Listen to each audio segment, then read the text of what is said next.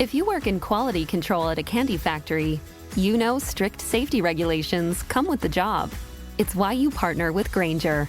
Grainger helps you find the high-quality and compliant products your business needs to inspect, detect, and help correct issues. And the sweetest part is, everyone gets a product that's as safe to eat as it is delicious. Call 1-800-GRAINGER, click Grainger.com, or just stop by. Grainger, for the ones who get it done. This is Prop Points on VSiN, the Sports Betting Network.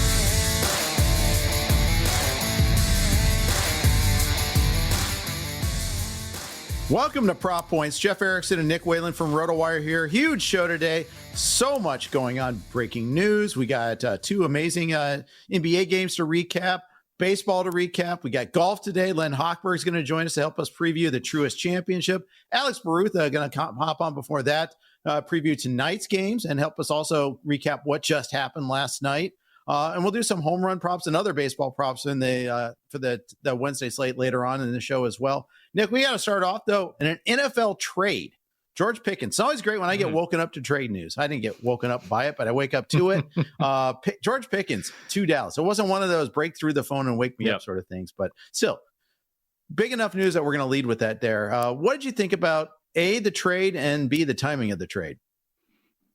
Well, I will tell you, Jeff, I actually was truly woken up by this. The alerts on my phone and then a series of texts from all my friends discussing this. So, usually when my phone is buzzing that early, I'm like, scrambling to wake up thinking it's some sort of emergency. And I guess this is a sports emergency, we could say. And right off the bat, the first thing I went to check is, do we see any adjustment in terms of these team win totals? Probably not quite a big enough deal for that. Cowboys win total still currently at 7.5 at DraftKings. Steelers sitting at 8.5 as we await any word from Aaron Rodgers as to whether he is interested in being their quarterback next season. But, I think we knew Dallas wanted to do something. That the Cowboys are always, seemingly involved, or at least they say they're involved whenever there's some sort of discussion, especially for a skill position player, especially for someone like George Pickens, who just feels like a Dallas Cowboy. This was a very Dallas Cowboys move to make. And, I think the first thing you have to talk about outside of his immediate impact, Jeff, is that Pickens is in the final year of his rookie deal. So you would think that this is a situation where the Steelers said, okay, we like George Pickens, the player. Maybe we don't necessarily love the personality. We don't want to commit $100+ million to this guy beyond 2025. So you would think the Cowboys would be the team that, given what they surrendered in order to get George Pickens, would sign him to an extension. But I do wonder, did they give up enough in this trade, Jeff? Essentially a third rounder, and then you're swapping some late round picks, a fifth for a sixth. Is that enough now where there's this obligation to feel like you have to bring back George Pickens as a longer term part of this core? We'll see how it goes. I think they basically are giving themselves a 1-year trial. I will say, by the way, Jeff, ironically, George Pickens has the same agent as Micah Parsons, and we know how those negotiations have gone with Dallas. Yeah, or any long-term negotiations with Dallas, as the case may seem. I wouldn't think that Pickens is a priority. I think he's got to kind of play his way into that extension a little bit there. There's no denying that Dallas needed the second receiver, Jalen Tolbert was otherwise your number 2 receiver on that team, or Kevontae Turpin. They didn't, address that aggressively in the draft.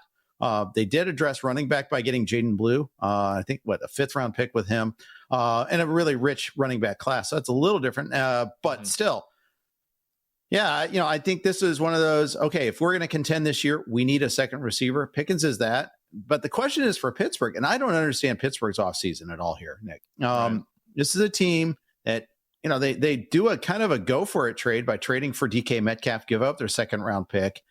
I can get behind not drafting an early quarterback. If you find that you think Jackson Dart or Shedeur Sanders is lacking, don't force it. I think it's important not to force it, especially with the 1st round pick. So I liked some of the players that the Steelers got, but they still don't have a quarterback. And is Aaron Rodgers even going to be a guy we can bank on? I mean, clearly, I don't feel like he's enthused to play for Pittsburgh. I just don't see this necessarily ending well. And yet, this isn't a teardown team. This is still, we're going to make the playoffs. We're going to win 9-10 games every year. Mike Tomlin's still the coach. It's like pick a lane is kind of what I'm getting at here.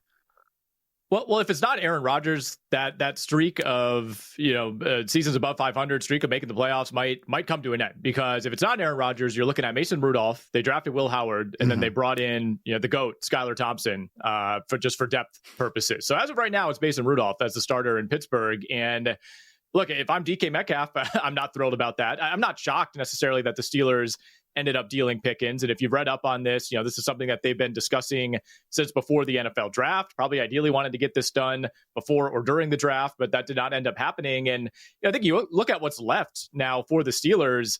That wide receiver room is DK Metcalf and everybody else. They brought in Robert Woods, who's at the end of his career. You still have Calvin Austin.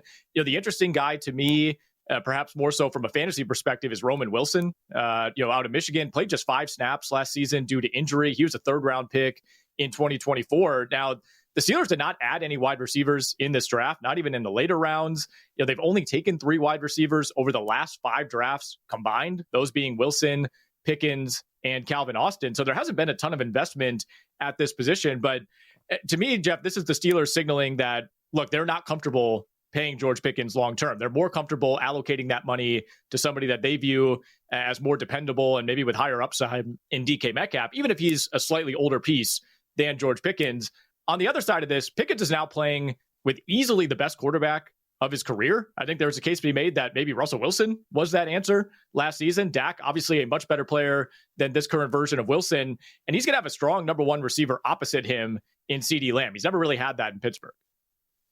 Yep, absolutely there. So does this make you want to draft Pickens a little bit more than he was already?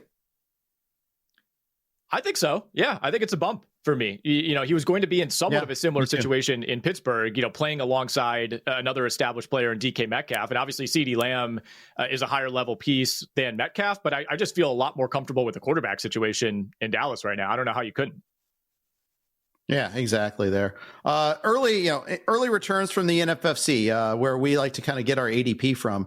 He usually goes around pick 80. More importantly, vis-a-vis other receivers, Pickens is around, where is he? He's around pick wide receiver 35. Behind rookie Ted McMillan, ahead of Juwan Jennings. I like Jennings better, to be honest. Ahead of Jacoby Myers, ahead of Calvin Ridley. That's in the neighborhood that Pickens is going at right now.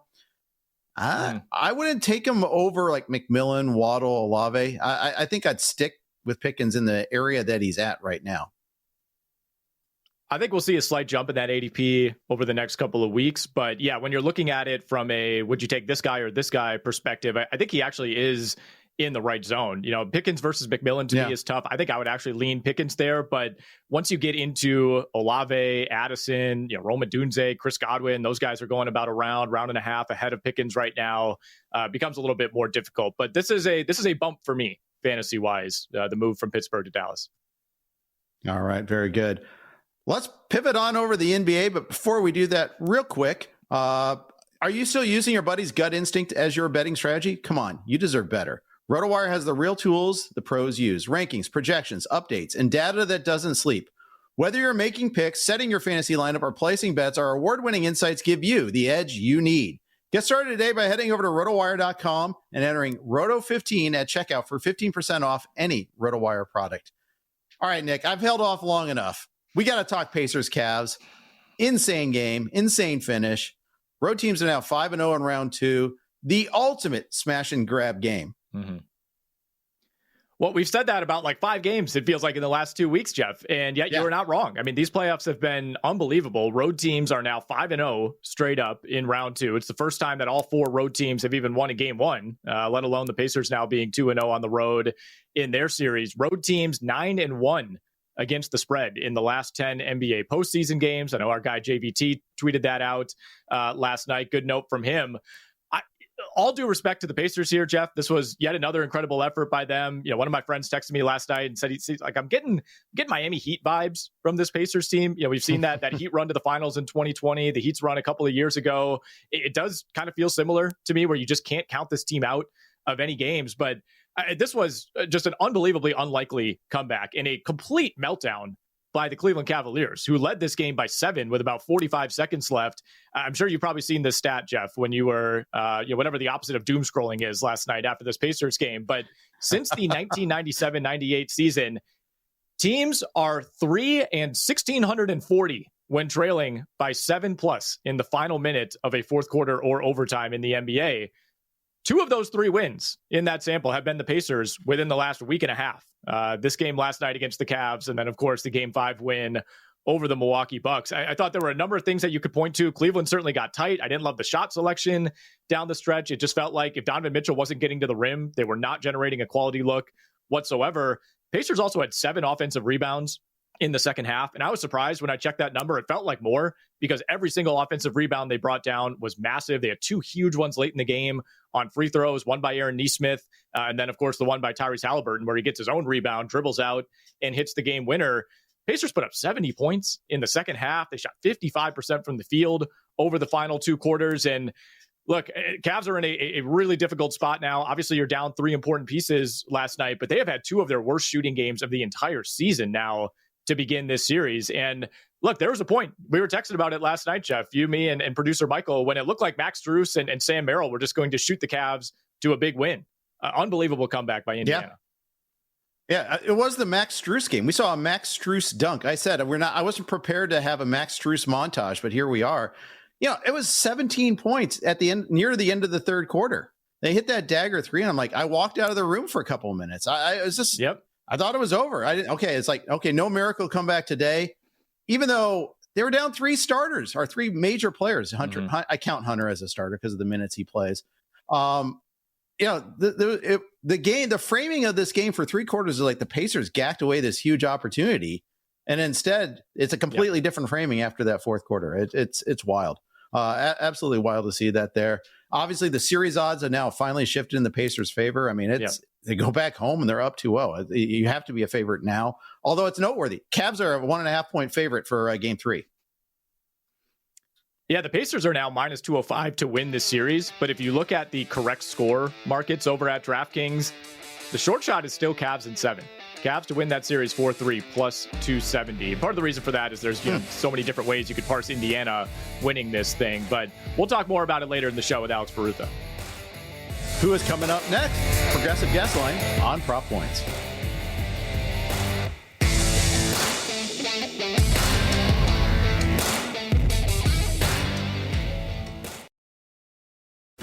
If you work in quality control at a candy factory, you know strict safety regulations come with the job.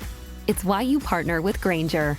Grainger helps you find the high quality and compliant products your business needs to inspect, detect, and help correct issues.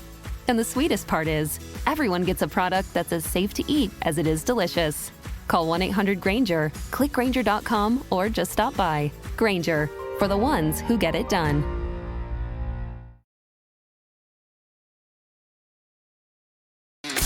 Watching Prop Points on VSiN, the Sports Betting Network.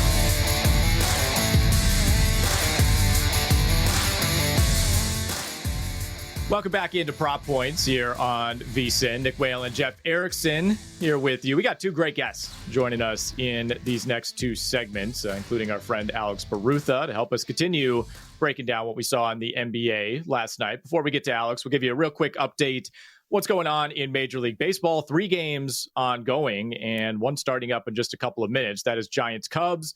Astros currently leading the Brewers 1-0. We're in the top of the 5th there. Guardians just had a huge 6th inning. They now lead the Nationals 8-3. And the St. Louis Cardinals holding on to a 2-0 lead in the bottom of the 4th over Mitch Keller and the Pittsburgh Pirates. All right, Alex Barutha, senior NBA editor for us at Rotowire, joins us on the Progressive Guest Line. Alex, we had almost too much to get to in segment 1. We buried the lead on maybe the biggest news in the NBA today. That is Stephen Curry out, not only for Game 2, but expected to miss multiple games, dealing with that strained hamstring, the first muscle strain of any kind of his entire career, which is remarkable given how long we've been watching Steph Curry in the NBA. Obviously, feels like a big missed opportunity last night for the Minnesota Timberwolves. They have another disaster shooting night. They missed their first 16 three-pointers to begin that game. And yet, I was checking the live line at halftime. Once we knew Steph wasn't coming back, Timberwolves were just plus 1.5. They made a comeback, midway through the 4th, but it still never really felt like the Wolves took control of that game. 1, how big of a missed opportunity was that for Minnesota? And 2, you look at the series odds now, you take Steph Curry away. Are you now on the Timberwolves despite what we saw last night to win this series? Yeah, I think minus 185 for the Wolves to win the series is pretty good value if Curry's going to miss about a week. And when he comes back, is he going to be 100%? Is he going to play 36 minutes, 40 minutes that first game back? I don't know. But yeah, it was definitely a missed opportunity for the Timberwolves. You said it. I mean, they're one of the worst second quarters basically in modern NBA history, scored 11 points. Yes. And in that first quarter, I mean, really the thing that stuck out to me was just they were playing with this crazy nervous energy. There were like air balls. Everybody's flying around. It's just like the ball was going in, but it didn't feel like sustainable. I think they kind of punched themselves out. And you saw that happen in the second quarter. But once the third and especially the fourth came around, Anthony Edwards started going to the basket a bit more. Chris Finch brought in Rudy Gobert, which I thought he had been out for far too long, given how stagnant Minnesota's offense had been. I think they have a really good opportunity, definitely to win game 2 and potentially the whole series. I was shocked by what we saw from Anthony Edwards in particular. Coming off of the layoff, like it almost looked to me like the Timberwolves were the team that had 2 days off and had to turn around after playing to game 7. It's like Julius Randle's like sitting there at half court, huffing and puffing midway through the first quarter. I don't know what the Wolves did over the last 4 or 5 days, but that was just a team that was not ready whatsoever. And I mean, just a bizarre game from Anthony Edwards. Like you mentioned, he did a good job of getting to the rim in the second half, and he did, but in the first half, especially, and even into the second, like he was blowing layups, right? Like I'd never really seen that lack of touch from somebody like Edwards over and over again. And, I think one thing that does worry me a little bit if I'm Minnesota is obviously no Steph Curry offensively for the Warriors. That's devastating. They're a disastrous offense without him, but they're a much better defense with no Steph Curry on the floor. And we saw that come through in the second half. And I think the obvious thing is, okay, the Wolves won't shoot it that badly again. Well, we said that coming out of game 5 against the Lakers, and they've played 6 playoff games now, and they've had downright horrendous 3-point shooting in half of those. Game 2 against the Lakers, 5 of 25. Game 5 against the Lakers, 7 of 47. Game 1 against Golden State, 5 of 29 from 3. That is 17 of 101 combined. So can we just make this assumption that, okay, the shooting will eventually come around for the Timberwolves, or is there something Golden State is doing defensively that's causing this? I think it can be both. I mean, they went 0 for 15 in the first half, the Timberwolves did, which is just, again, I don't know what it was. I don't know if it was the longer layoff. They seemed really just almost too amped for this game. I mean, the crowd was like out of control too in the first half. I don't know. Some of it, I do think Anthony Edwards can get a little shot happy from 3. I don't know how much you really want Jaden McDaniels taking threes. I don't think Golden State was too upset when Jaden McDaniels was like, all right, I got this. And I mean, Conley only has so much to give. I don't know. I think it will come around eventually. These things tend to do so.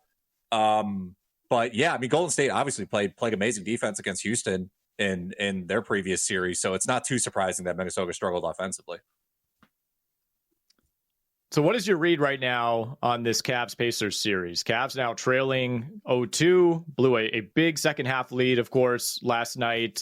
We mentioned it earlier in the show. Cavs in 7 is still plus 270 right now at DraftKings, but then you got Pacers in 4 at 3-1, Pacers in 6 at plus 425, Pacers in 5 at 6-1. Knowing what we know now, which is not much about these injuries for Garland and Mobley and DeAndre Hunter, do you see a world in which the Cavaliers can climb their way back into the series as it shifts to Indiana? It's possible, just because if those guys can get healthy, they have the talent to do so. They're so good offensively. But I don't know if it's value at plus 175 to bet them to win the series. I mean, you could get Indiana minus 1.5 games at minus 130. I think I would just rather take that. Well, because we don't know Cleveland's health. It's just you're going into Indiana. You got to win these games. I don't know. Indiana's a very good team. I mean, they're perpetually underrated. Yeah. The last 2/3 of the season, they were basically a top 6, top 8 team.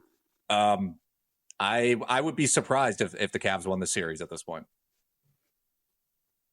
We'll break down tonight's playoff games with Alex Barutha in a moment. But first, smarter bets start here and last all year long with VSiN Pro. For a limited time, we're slashing the price of our annual subscription, normally $240. Now, you can get it for just $199.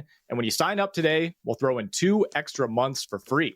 That's 14 months of VEASAN Pro access for less than 50 cents a day when you use the promo code PRO. That's PRO. You get 14 months of access to our daily best bets from VEASAN hosts and guests, exclusive betting splits from DraftKings and Circa, 24/7 live video and full show replays on the VEASAN Watch app, plus all of our special edition betting guides. You can head over to VEASAN.com/subscribe. Do it right now. Use that promo code PRO to lock in 14 months of VEASAN Pro for just $199. That's VSIN.com/subscribe. Alex, in the Sirius XM Rotowire show this morning, we talked a little bit about Knicks Boston. Hard to jump on a side with the game with the line being 10.5. There's a lot of different countervailing statistics that are pushing us each way. So in addition to the side, are there player props in this game that you like? There are. The side, I think if you made me, I would lean Boston minus 10.5, but it's just a really big number. And OKC Denver is 10.5 too. It just feels quite big for a playoff game when teams are relatively close in competition. But in this Boston Knicks game, I like Jason Tatum over 15.5 rebounds plus assists. Tatum was Boston's primary distributor in game one. I mean, they're searching a lot. They're looking for the ISO opportunities against Brunson, against Cat, but the ball just finds Tatum right at the end of the shot clock, and he can make a play. And the rebounds too. He had 16 boards in game one, and there's some advanced numbers that back that up. They were all close to the rim. High chance percentage on those boards, but ultimately, we don't know what's going on with Porzingis. He's probable for this game. I don't know if he's going to play. And if he does, he might be out on the perimeter guarding Cat. It's hard to say. I just think we're getting a pretty nice number, 15.5 rebounds plus assists. Winning the entire playoffs, he's averaging 12.2 rebounds and 5.4 assists. He's just extremely involved in those two areas. Alex, I know you're taking a look at McCall Bridges over 1.5 steals as well for that game, plus 235. I like the price on that one. Let's go to Nuggets Thunder. Game 2 of that series tipping off later tonight. Like you said, another game with the same spread, double digits, 10.5 in favor of OKC. I know you got a few props that you like in this game. We will start with the Alex Barutha mega whale play of the year. And of course, it comes on a role player defensive prop. Alex Caruso, over 1.5 steals. I found this at the Hard Rock Sportsbook at minus 105, when at the FanDuel Sportsbook, he was at minus 158.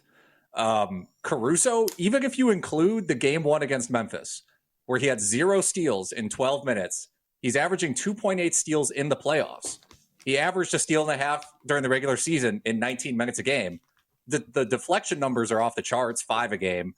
Basically, every number backs this up. I understand, of course, it's possible this won't hit, but if the numbers would say if you bet this every game so far, you'd win every game except once. It's just he's been out of control as a defender, and I think he's going to stay really involved in this series.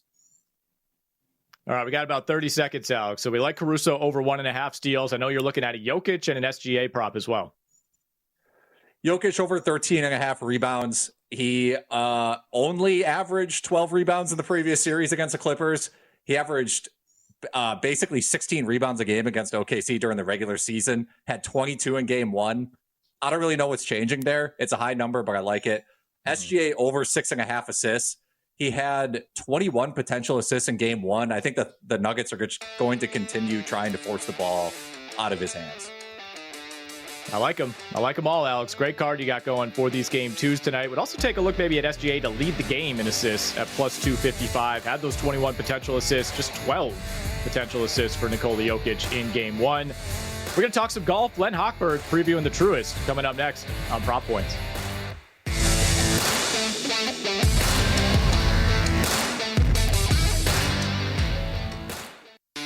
You're watching Prop Points on VSIN, the Sports Betting Network.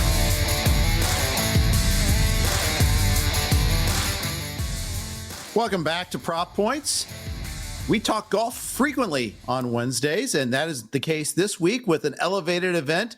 Joining us on the Progressive Guest Line is our good friend Len Hochberg. You can follow Len at Len Hochberg on Twitter. You can also read him on Rotowire. Go use that promo code ROTO15 to subscribe to Rotowire and check Len's workout. Len, always great to have you on. Thanks for joining us today. Welcome. Let's talk a little Truist Championship. Interesting because it's a new location this year because Quail Hollow is hosting the PGA next week.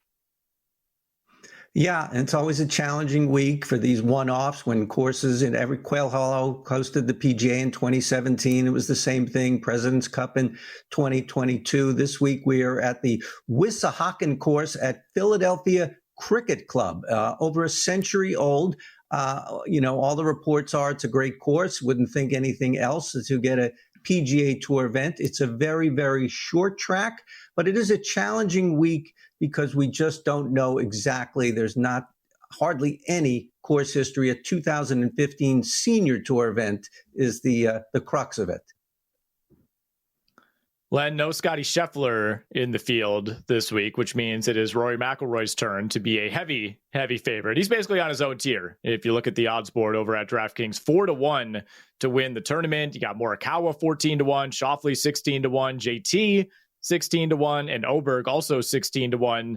Now, Rory has won this tournament 3 times, including in 2021 and last year, Len, but those wins, of course, came at Quail Hollow. So what can we take, if anything, from that past history when we're moving to a different course? Well, we really can't take any past history. What we can take is that Rory McIlroy has been the best golfer in the world this year. He's won 3 times. He's won on long courses. He's won on hard courses. He won on a short course at Pebble Beach. I think one of the big things about Rory McIlroy this year is he's finally convinced himself that he's had to proceed a different way to win the tournament, to win the Masters, and maybe be a little bit more conservative and take his foot off the gas when need be. And that will help him this week. He's just excelling in every area. He's just not the long driver that we always knew him to be. He's 9th on the PGA Tour in putting. He is 4.5-1. Which is a little bit more than Scotty Scheffler would be. I'm noticing in the odds and in the DraftKings prices, the DFS prices, that he is not getting quite the love, for lack of a better term, that Scheffler would when Scheffler has been playing. It's interesting. As you alluded to, this is hard with a one-off course to try to figure out the course strengths and weaknesses, but let's try to do it anyhow. I know this is a little bit of a shorter course than Quail Hollow. Now, maybe not even a little bit, maybe a lot bit shorter than Quail Hollow. Yeah, 500 yards shorter, only about 7,100 yards for a par 70, trying to figure out what will make it hard. Well, first of all, the over-under is 19.5, roughly in there. So it's not going to be an 8-under, 7-under single-digit course, but it won't be they don't expect a full-blown birdie fest. The course is short. So you would think that there would be trees and narrow fairways. No and no. It's pretty easy driving experience here. What's really going to be challenging is on and around the greens. Around a lot of bunkers on this course, 118. That is the most on tour. They are strategically placed in the fairways, so driving accuracy will matter which angle you get to come into the green on. And the bunkers are surrounding the greens. One on the 5th hole, 6 bunkers just completely circling the green there. And once you're on the green, undulations, runoffs, roughly around 12 on the stimp. So I think we're looking at guys who can handle, situations from 100 yards and in and on the green. But Len Hochberg, our golf expert over at Rotowire.com, he joins us on the Progressive guest line here on Prop Points.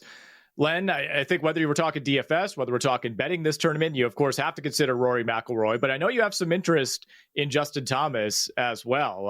Coming off of that win a few weeks ago at the RBC, he's been in good form lately. We can get him at 16-1 to win the tournament. He's 3-1 for a top 5, plus 140 for a top 10. What is it specifically that attracts you to Justin Thomas this week? Well, Justin Thomas won the RBC Heritage at Harbor Town, another short golf course. I'm looking at guys who have either don't hit the ball very far or have trouble keeping the ball in the fairway. And presumably this week they won't need to have driver. They'll club down, better able to get the ball in the fairway. Justin Thomas's big trouble this season has been keeping the ball in the fairway off his drives. That obviously did not hurt him, and it didn't really come up at Harbor Town. So that's one reason why I like him. He is spectacular around the greens with wedge play, chipping one of the best in the world at that, and his putting is far, far improved this season. So he's got a lot of things going for him. He won that tournament with that fill-in caddy, Joe Greiner, who has now moved over to Colin Morikawa, by the way. So he's back with Max Minister Thomas is, with his regular caddy. And so it'll be interesting to see that dynamic this week. Before we talk about the next tier of golfers to bet on, first, take your betting to the next level with First Bet. Whether it's Santa Anita, Gulfstream Park, or the road to the Triple Crown, First Bet puts the action at your fingertips. Sign up now at firstbet.com. That's the number one, stbet.com, and use promo code VEASAN200 to score a 20% rebate on all of your wagers for the first 60 days up to $200. Don't miss out. Bet smarter today at firstbet.com. Okay, Len, we've talked about some of the golfers at the favorite level. Let's look beyond the next tier. I know a couple that you're interested in are Russell Henley at 30-1 and Tommy Fleetwood at 25-1.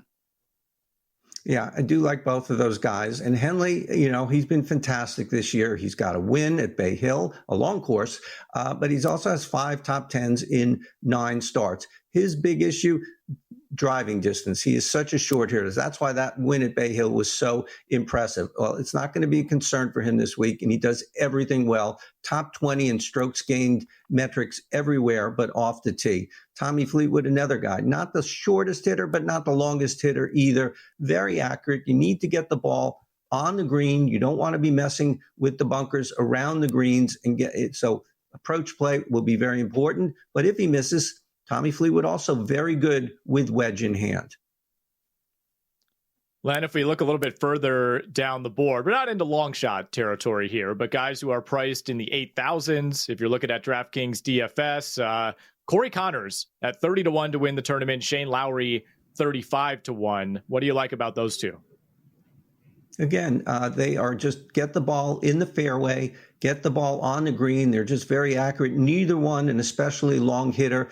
He's had difficulty getting into the top 25 because his putting has been way off in years past. He just hasn't been a very good putter. But this year, vastly improved putting for Corey Connors. He's been ringing up some top 10s, and there's no reason he can't do it again this week. Shane Lowry, getting into his late 30s, probably one of his best seasons. Yes, he hasn't won a major like he did a number of years back, but really consistent basis. He's there every week on the PGA Tour.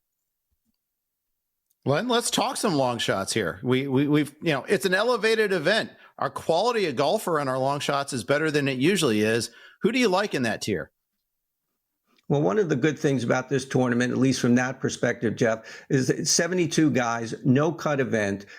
You won't be burned on a Friday if you're playing DFS or anything. You do get 4 rounds, and that's a lot of time to make up ground. And you also, if you are behind heading into the weekend, you don't have to pass that many guys to get a good finish, whether you're playing DFS or you're maybe betting somebody for a top 20 or a top 10 or something like that.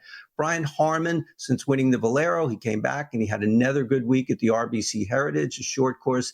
Again, he doesn't hit the ball that far. He does well on long courses, but he does even better on the shorter tracks, and I do like him. And Akshay Bhatia, I think, he has a lot going for him in the DFS world. I saw he was 7,100. That price stood out for me right away as being a little bit light. I think he can, really justify that price and maybe more of like an $8,000 golfer. And I like to have one guy who's way, way back there and always take a shot because you can take some big swings with the no-cut event. Brian Campbell, 185th on tour in driving distance. That's near the bottom. He is in so much trouble on so many of the longer tracks that he has to do everything precision. And he has a little bit more flexibility this week. He's a great approach player. And why not take a swing on him or take a swing on somebody at least who maybe you like? Len, we got about 20 seconds left. One and done pools philosophy. Do you burn Rory if you still have him, or do you save him for a major? Yeah, no, I'm not burning Rory. In fact, I don't even really want to take a top guy. There's too many unknowns this week. We don't know what's going to happen. I'm going to go with Russell Henley. I know he is a top guy at 7th in the world, 8th in the world, something like that. But I don't consider him in the top echelon with Thomas and Morikawa and others. So I'm going to go with him and play a little bit conservative this week. Going to use him at some point this season anyway. Very good.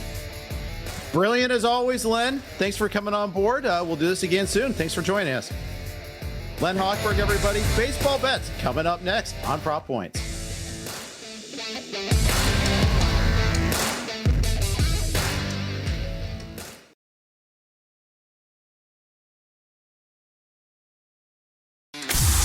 watching Prop Points on VSiN, the Sports Betting Network.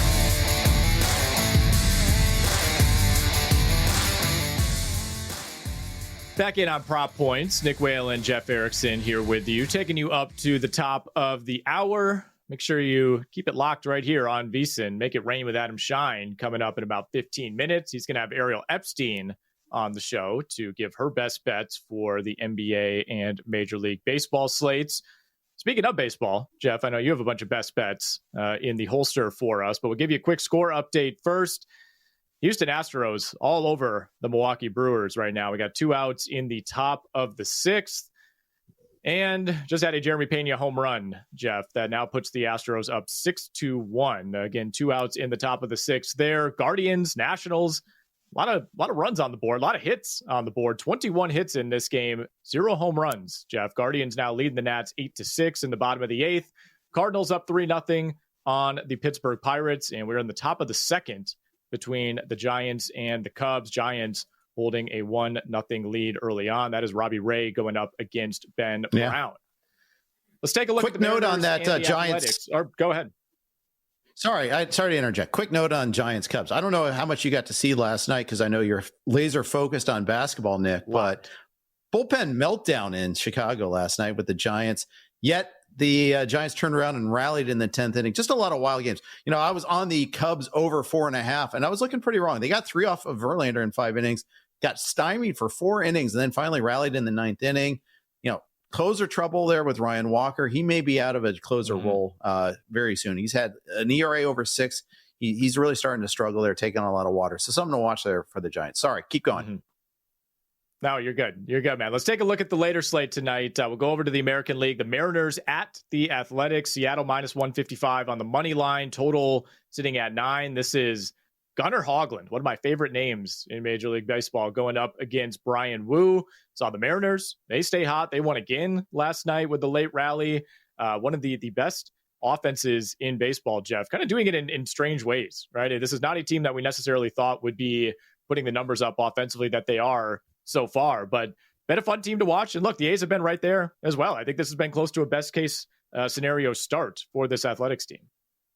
Yeah, best walk rate in baseball. It was not that last year. They made a concentrated effort to get on base by walking more. Over 11% walk rate for a team. That's good for one individual player. For a whole team to average an 11.1% walk rate, that means that it's a point of emphasis for this team, and it's really working. They've got a road WRC plus of 128, second in baseball, only behind the Cubs. They won with a late rally last night. I know Hoagland was really good in his first start, and he's superbly named, but I think there's going to be a bit of correction here. He held the Marlins to 1 run last time out. I think that I do think that the Mariners will get to Hoagland. I'm going to go with on the other side of the coin, though, with Brian Wu, who I love as a starting pitcher. Fantastic against the A's in the past. He's held them to a 445 OPS. We're going to go over 18.5 outs recorded at plus 155. Keep in mind, the bullpen for the Mariners has been worked really hard the last 2 days. They had that extra inning game on Monday night. They won in late innings last night there where the key relievers are pitching. So I think they're going to ask him to go get work into the 7th inning. So we'll go over 18.5 outs for Brian Wu. Mm-hmm. All right, another game coming up in the afternoon window. This one starting in about 45 minutes. Mets, Diamondbacks, Kodai Senga taking on Merrill Kelly. I know you got a money line play here, Jeff, and a home run prop for tonight. Yes, sir. I like the pitching matchup in favor of the Mets. Kodai Senga has been fantastic this year. So even though the Diamondbacks won last night behind Zach Gallen, I think the Mets pick themselves off the turf. Pete Alonso has 3 homers and 16 career at-bats against Merrill Kelly. Kelly also left with a hamstring issue in his last start. He may not be able to go deep in the game. So even though he's only allowed 5 homers and 7 starts this year, I think Alonso gets him today. It's only plus 300. That's the only negative. I'd like to be a little bit longer odds, but it's Pete Alonso. He's mashing this year. 9 homers, 1122 OPS on the season. I also like the Mets on the money line at minus 125. I think that's a pretty good price. Even as a road favorite, I'll go ahead and back that with the Mets. Fun pitching matchup when we take a look at the Padres and the Yankees. Yankees big win last night. They're minus 185 on the money line. Total for this one, a little bit lower than I would expect, but maybe not, given that it is Dylan Cease going up against Max Fried. Total is at 8, Jeff. And we've already talked about a couple closer, bullpen meltdowns that we saw last night. Had another one in this series. Oh my goodness. And it wasn't the closer, at least this time, but we were on, we being me, I was on the Padres money line, and, Michael King left with a 3-2 lead. I kind of was on, because of the starting pitching matchup. Little did I know that Adrian Morejon and Wandy Peralta were going to have an utter total meltdown. The Yankees scored 10 runs in the 8th inning. So big comeback there by the Yankees. Meanwhile, today, Dylan Cease, his struggles did not cease against the Pirates. He only got through 4 innings, and it's the Pirates we're talking about, a team that has really struggled to put together any offense all season long. He only threw 91 pitches in 4 innings. I don't think it gets better today. New York is obviously really good home team there, really good lineup. +1, the WRC plus is 140 at home.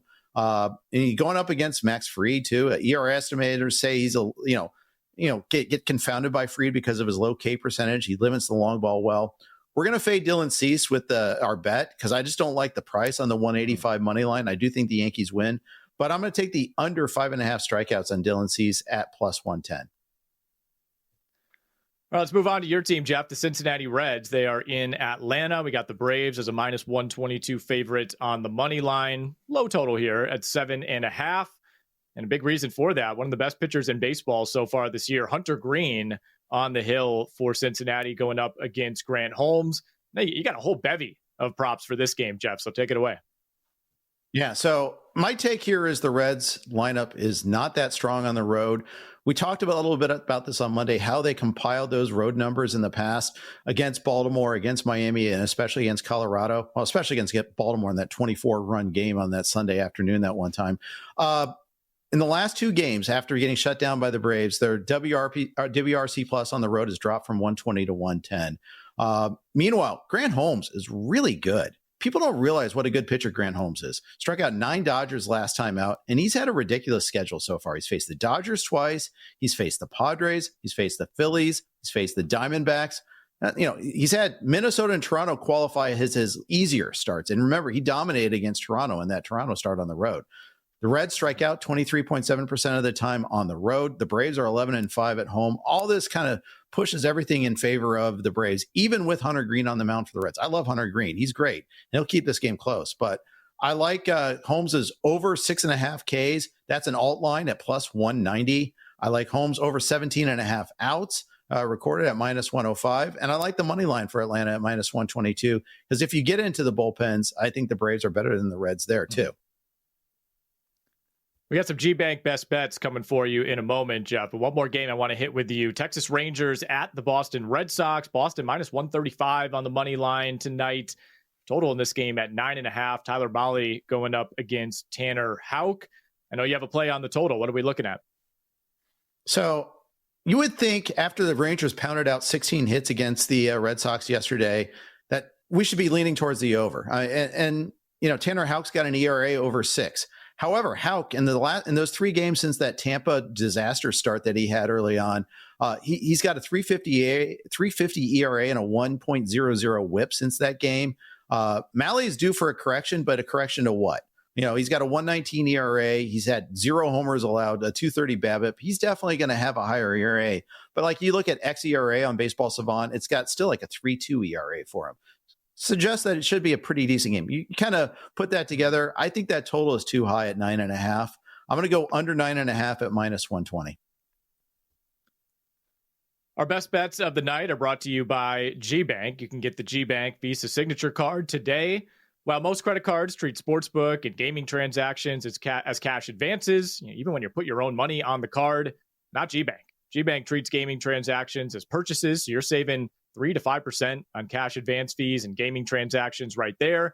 And with G-Bank, you're earning 1% cash back rewards on all eligible sportsbook and gaming transactions, plus 2% cash back rewards on all eligible purchases.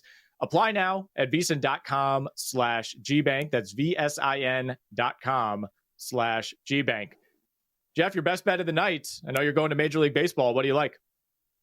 Yeah, I'm going to go back to the Mets on that money line bet, -125. I have a feeling, Nick, that I'm going to be taking Mets futures or Mets bets a lot whenever they have a low line like this here. I think even though they're on the road, I like them at -125.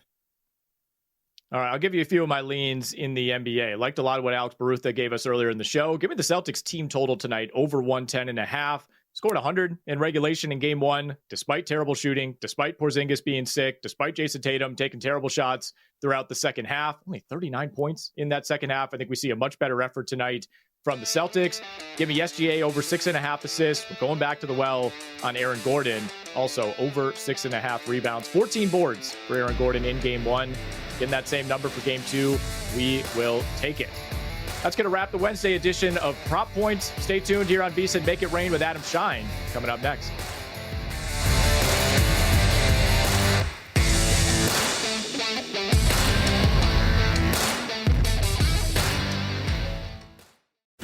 If you work in quality control at a candy factory, you know strict safety regulations come with the job.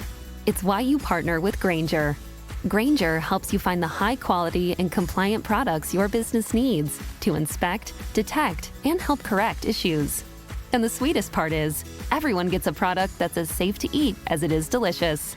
Call 1-800-GRAINGER, click Grainger.com, or just stop by. Grainger, for the ones who get it done.